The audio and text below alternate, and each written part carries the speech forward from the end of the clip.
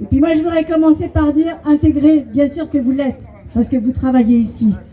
Tout d'abord, avec mes camarades de lutte ouvrière, nous tenons à affirmer que vous êtes ici chez vous et que vous êtes les bienvenus. Vous travaillez ici, vous vivez ici et de surcroît, vous vous faites exploiter encore plus durement que nous. Les autorités et la préfecture du Val-de-Marne le savent pertinemment. Et en accord avec les directives du ministre de l'Intérieur Retailleau, le préfet du Créteil a signé des obligations de quitter le territoire, les OQTF, comme viennent de dire les camarades avant moi, à 16 d'entre vous, et cela après 1 an de dépôt de vos demandes de régularisation.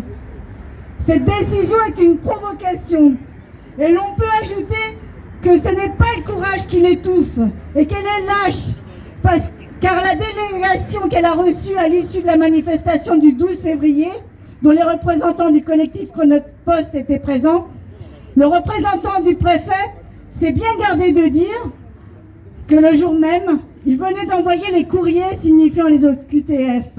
Tout cela est le prolongement de la politique du gouvernement qui, en concurrence avec le RN, multiplie les déclarations xénophobes et racistes, ainsi que les mesures à l'encontre des travailleurs migrants.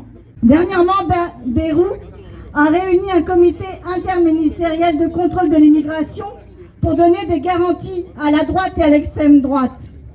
En parallèle, le gouvernement rediscute de la mise à jour de la fameuse liste, comme vient de dire Jean-Louis, liste des métiers en tension.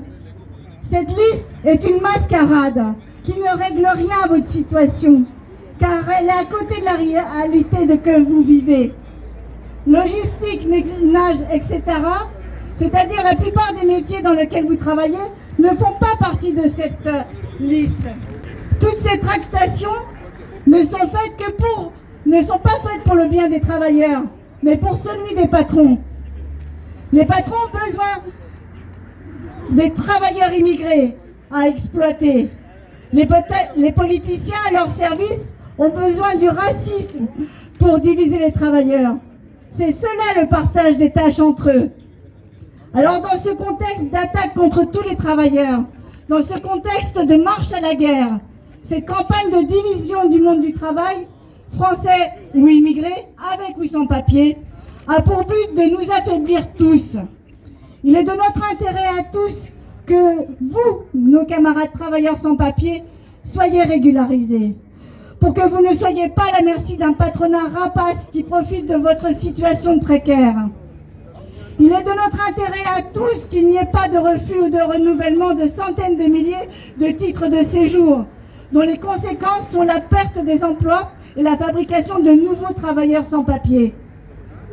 Alors à l'encontre de cette politique de l'État, nous tenons à affirmer, parce que c'est vrai qu'on est communiste, soyons ensemble contre le déploiement policier des contrôles aux faciès, ensemble contre la multiplication des OQTF, soyons ensemble pour la suppression des frontières, la liberté de circulation de tous les travailleurs.